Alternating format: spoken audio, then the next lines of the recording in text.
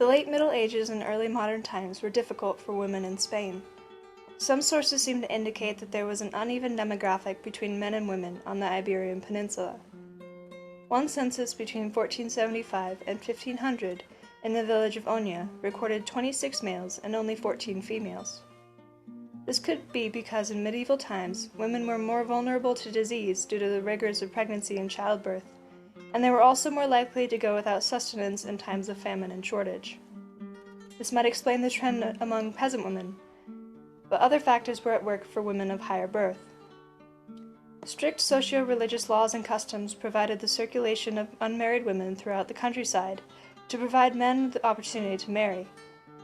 Catholic traditions often frowned upon widows remarrying, but the shortage of women and the abundance of eligible men saw a great many of widows remarrying. Some laws were passed to try and protect widows from the need to remarry, but their efficacy is unknown. In this male-centered society, aristocratic women could really only maintain independence and keep their estates intact by joining convents, and many nuns managed vast estates.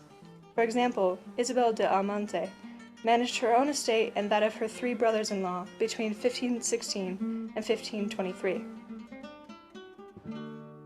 It was not uncommon for a nun to be incredibly wealthy, as many women joined convents in order to read, study, and overall enjoy freedom from child-rearing and having their family estates broken up or mismanaged.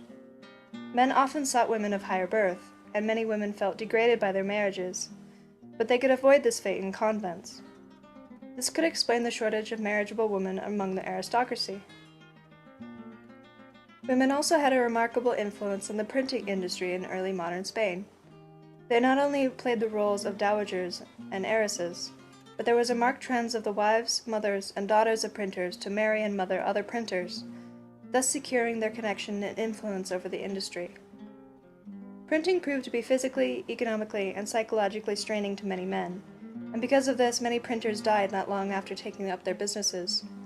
This provided opportunity for an incredible historic trend of Spanish women marrying printers over and over again until their own deaths.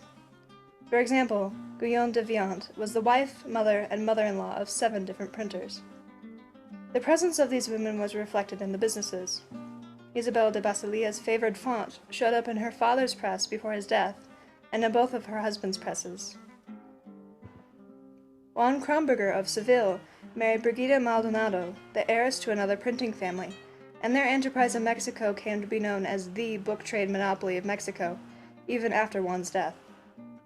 Overall, it is clear from the widespread influence that women had over Spain's and the New World's printing industries that women could gain economic power in the early modern era.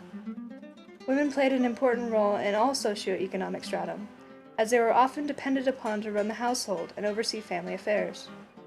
Even though women were often largely responsible for the success of their family enterprises, they received little thanks for it.